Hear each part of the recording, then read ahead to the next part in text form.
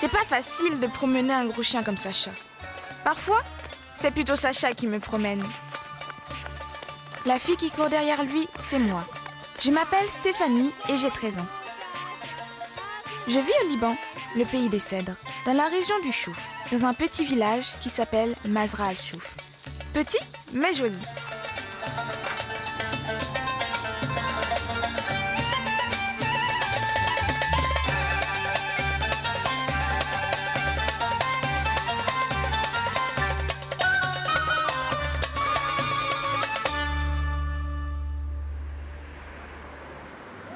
Au Liban, la famille c'est très important.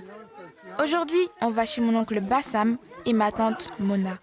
J'aime bien aller chez eux. Leur maison est immense et il y a de la place pour toute la famille. Le monsieur à lunettes, c'est mon père. Il s'appelle Nabil, c'est le dentiste du village. Et il travaille beaucoup. Mais quand il est libre, on passe des très bons moments ensemble. On vient ici pour toutes les fêtes et les grandes occasions. Alors, j'ai plein de souvenirs.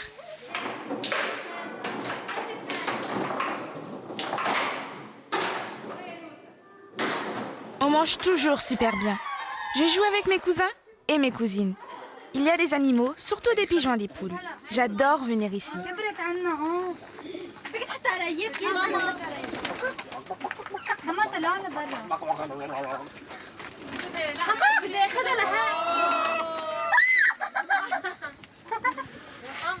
À l'extérieur du pigeonnier, c'est mon frère Daniel. Il a 3 ans de plus que moi. Il est au lycée. C'est ma grande sœur, Julie. Elle a 21 ans. Elle fait ses études à l'université de Beyrouth. On est très proches. Parfois, on se dispute, mais ça ne va jamais bien loin. Je les aime vraiment beaucoup.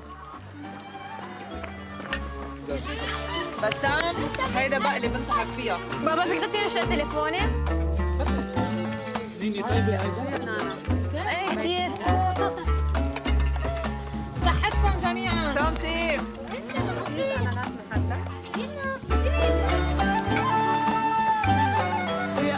انتوا هون جوا هيك كنافة جبن ايه عم بقول حتى الجبنة صارت مش الأشرار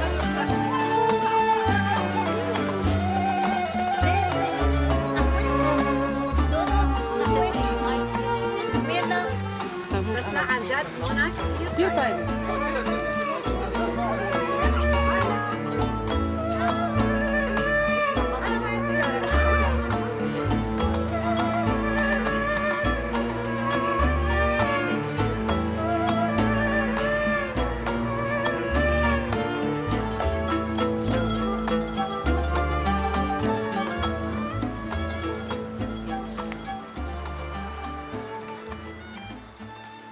Voici Sarah, ma meilleure copine. C'est ma voisine. Elle est hyper sympa. On est bien ensemble. Avec elle, le temps passe toujours très vite. تعال نفتح سناب شات.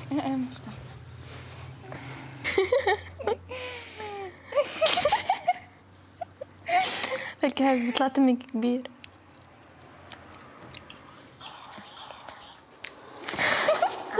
لا بس فتحي تمك. Sa maman, c'est la coiffeuse du village. Et c'est elle qui me coiffera pour le mariage de ma cousine Ranim. يي أنا لازم ماما طلبت مني روح جيب خبز تنزلي معي؟ يلا خلينا نعجل بس.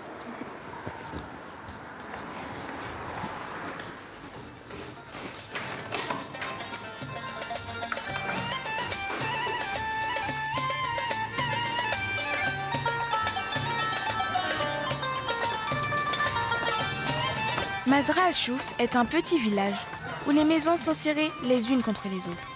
Ici, on cultive des raisins, des figues et des olives.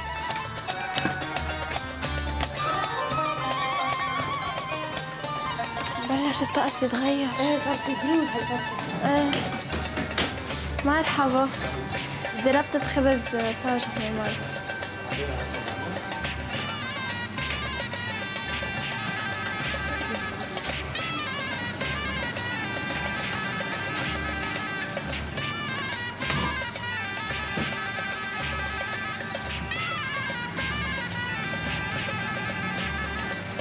Merci.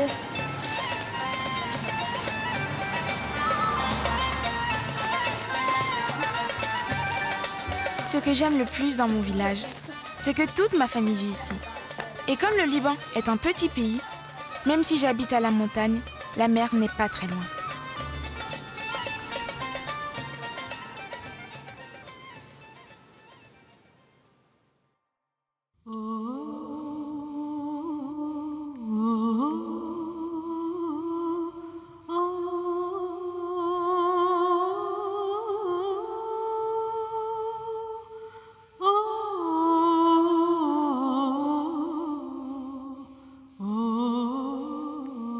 Au Liban, il y a plusieurs religions. Moi, j'appartiens à la minorité druze, qui habite en grande partie ici, dans les montagnes du Chouf. La religion druze est très secrète, et seuls les initiés connaissent les textes sacrés. On les appelle cheikhs pour les hommes et sheikhar pour les femmes. Ils sont habillés tout en or et blanc. Ma famille ne fait pas partie de ces initiés, mais ma mère m'a expliqué qu'à l'origine, la confession druze vient de l'islam. Cependant, les deux religions sont très différentes. Nous n'avons pas d'imam, ni de mosquée, ni de charia, ni de ramadan par exemple. Nous, les Druzes, on a des sanctuaires. Et aujourd'hui, on est venu avec Sarah visiter celui du prophète Ayoub. Ici, tout le monde peut venir, Druze ou pas. Pour entrer, il faut juste porter un abaya noir et un voile blanc.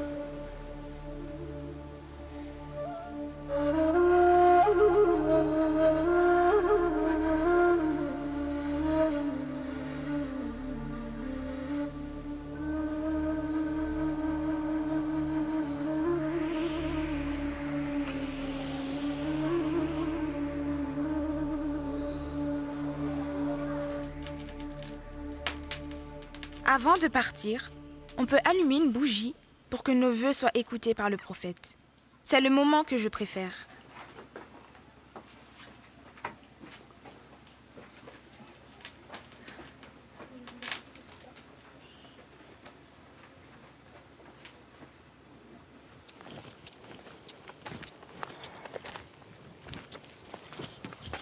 واو رايك هني شو شغلوا هاي؟ كتير حلو. أنا بكرة نازلة أقطف تين مع بابا، بكرة بتنزلي؟ ايه اوكي بننزل.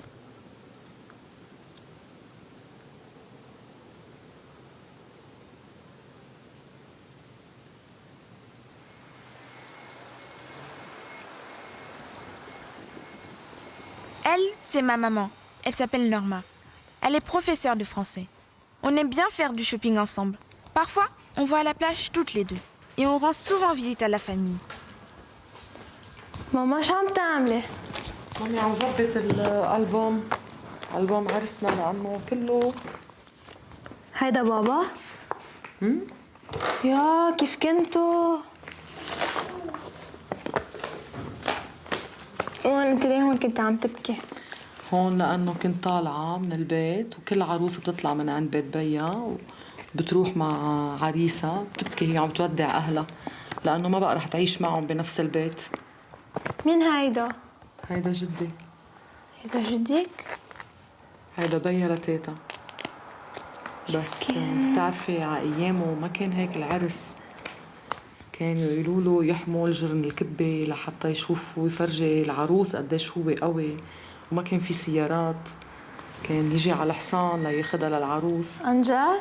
ايه كتير اشياء تغيرت. يا كيف كنتوا؟ شو مغيرين؟ اكيد يا مامي، هي من 22 سنة كبرنا ما بقى صغار، بس كنا حلوين. ايه بعدكن. ميرسي.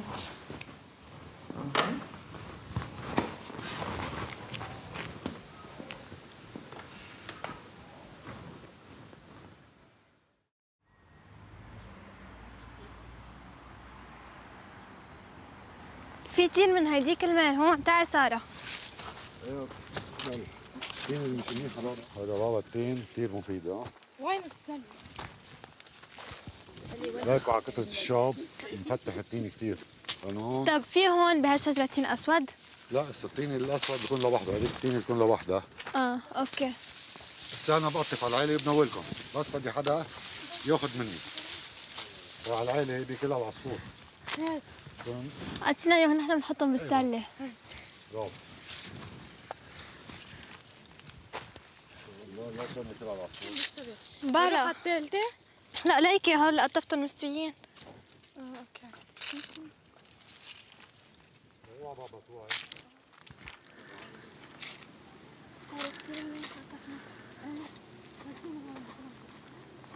يلا بابا حطوه على الطاولة لنقعد نرتاح، نشرب قطعتين مرتي أول ما تعطي الجبنة. شكرا لكم. ميرسي. شو ميرسي. جبتوا التين اليوم؟ ايه برافو كثير حلوين. اسم الله بكره بدنا نعمل لكم تين مطبوخ. إيه شو بدي اقول لكم، وين كنتوا امبارحه؟ أنا كنا بالنبي أيوب. والله شو عملتوا؟ حلو النبي أيوب فوق. ايه. طب خبرنا قصته للنبي أيوب. ايه هو له قصة، بس قصته يعني حزينة كتير. وحزينة. حزينة كتير. يعني كانوا هن فقراء وهيك ميرسي. مش مصاري معهم. نجيب هو امه كثير شعرها طويل وحلو، واهالي الضيعه كانوا على طول يتمنوا انه يكون حدا عندهم شعر مثله وهذا. راحت قصته واجت على البيت، بس شافها جوزها انه قصت شعرها ابنها، قال لها يا حرمه شو عملتي لانطغيتي؟ وين شعراتك قصيتي؟ قالت لهم قصيته لجيب قوت للامير، يعني بدي اجيب له اكل. بقول لها اسا بدك تروحي ترجعي بدك ترجعي الشعر، ترجعي الشعر يعني ترجعي هذا وجيبي شعرك. ايه وهو هون بوقتها صار ما كانش في اكل كثير وهذا، ومرض وسخن كثير تعذب كثير، وكان على طول مرضه يكون قوي عليه لفتره، وصل لما الدود صار يطلع على جسمه، لانه انسان ما كفر وما يعني حياته تعذب كثير وما كفر، ما ده بقى كتر ما صبر. عملوا مثل الصبر أيوب. انه العالم اليوم هو الصبر اهم شيء. شو حلوة قصته. قصته هلا بالصبايا يا هلا. أهلا وسهلا بالصبايا.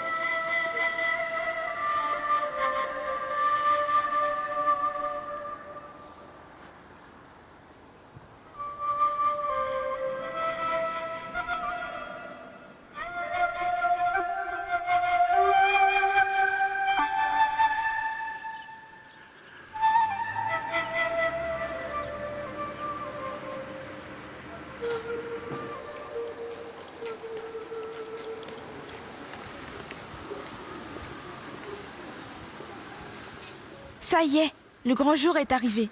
C'est le mariage de ma cousine Ranim. Et pour une fête comme ça, il faut être plus belle que jamais.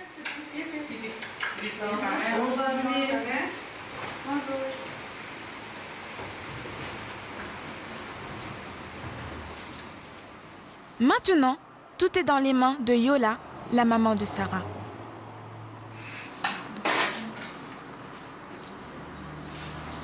بتعمليه على النص ولا على جنب؟ على النص. اوكي يعني من هون الفرق عندك؟ ايه. او ما بعرف يعني بس بدي احط هيدا الفلور. كيف سويتي شعرك وقت عرسك؟ يعني انا جوازت ب 2001. كان في كمان بعقلين عميق عمل لي هيك بوكلي شينيون كثير حلو كان يعني على ايامنا على ايامنا يعني كان شوي انهم تطور بس انه على ايام اهلاتنا ما كانش في غير وحده يعني قديمه بتيجي على البيوت هيك عقبال عرسك صح؟ نعملك احلى عروس تصير عندي ولا لا؟ تزعلوا؟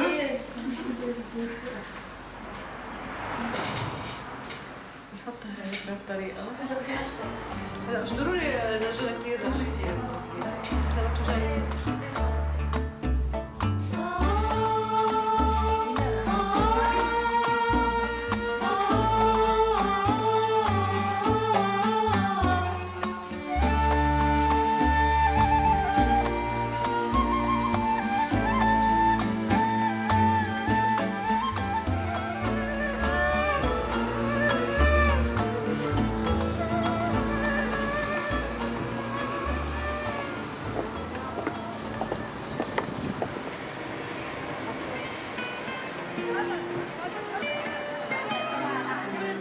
La famille de Ranim, la mariée, se réunit dans la salle des fêtes pour recevoir les félicitations. Les hommes au premier étage et les femmes au rez-de-chaussée. Nous attendons toutes avec impatience de voir la robe et la coiffure de la mariée. Waouh, elle est belle ma cousine! Puis, le marié arrive avec les musiciens et les danseurs, portés en triomphe sur les épaules des hommes de sa famille.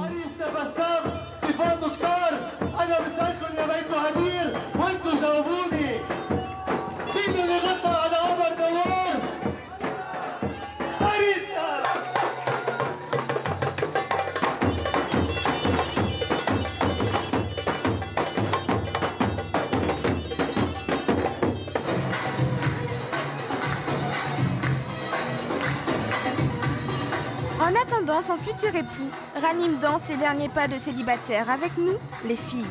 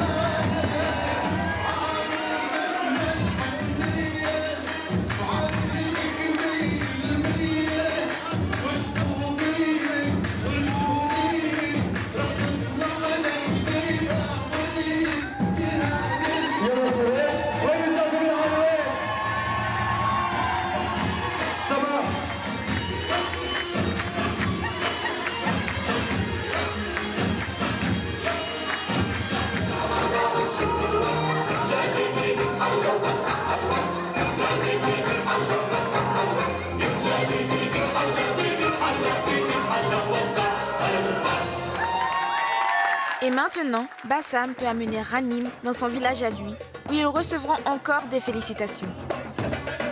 J'ai l'impression que cette journée doit être épuisante pour les mariés.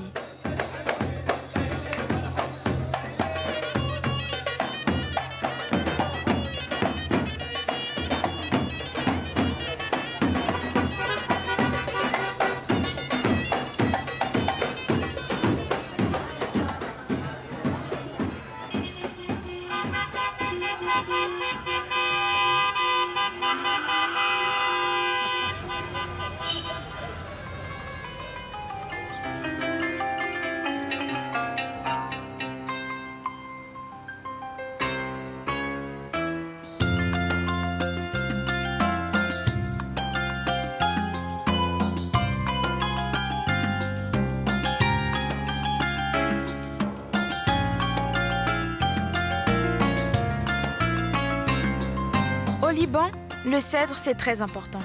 Son image décore même le drapeau national.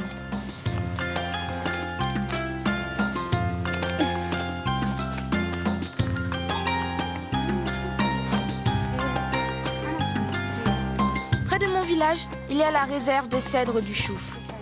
L'été, on vient se balader ici avec mes amis. بحب أقول لكم إنه بالأرز عنا نحن أكبر غابة هي محمية أرز الشوف. فيها 400 هكتار. تشكل 5% من مساحة لبنان. شجر الأرز بعيش 3000 سنة لأنه في مادة في شجر اسمها بعيش الصمخ. 5000. هيدي الصمخ بتحارب كل شيء في حشرات وما بتقدر تخترقها.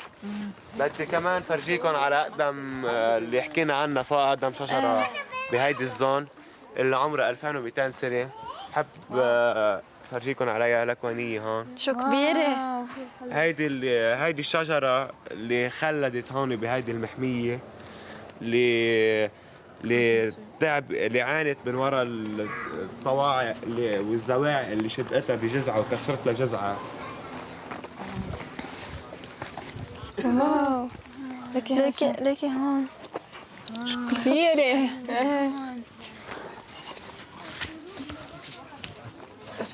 تعالوا ناخذ صورة حدا. فيك تصورنا؟ في تصورنا؟ ولا أهلا وسهلا.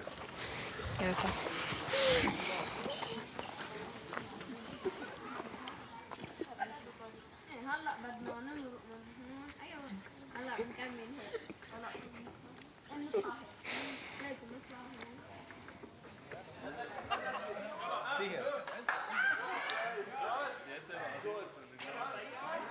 لك هاي كيف مسكرة على بعضها.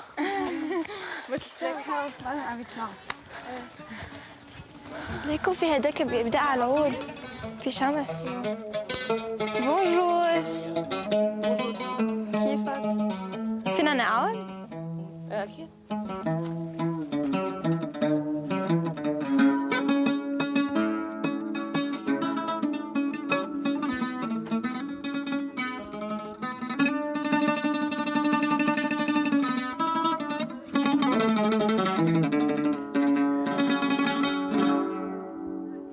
واو كثير حلوة الغنية. شو هالغنية اللي دقيتها؟ هالغنية دقيتها هي ما في وردة بيطلب معي هلا بحب ملكات. بتعرفي قد ايه غنية نقيلة أحلى زهرة لزكي نصيف؟ أكيد.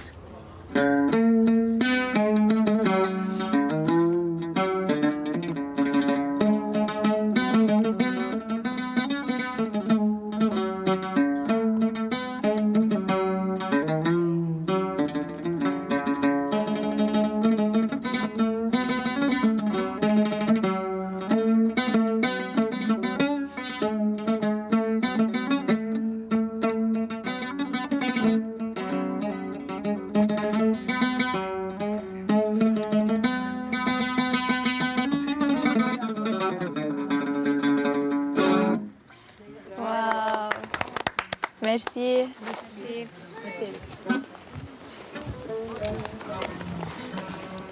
تعال ننزل من هون. يلا تعي سارة، تعي اطلعي معي.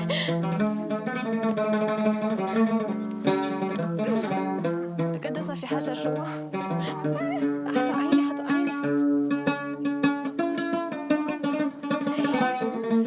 هلا إذا وقعنا بننزل بالوحدة. يا جال. Comme chaque année, l'été passe trop vite. Dans quelques jours, ce sera la fin des grandes vacances et la rentrée. Bientôt, l'hiver sera là, avec le froid et la neige, qui couvrira encore une fois la montagne, les cèdres et mon village.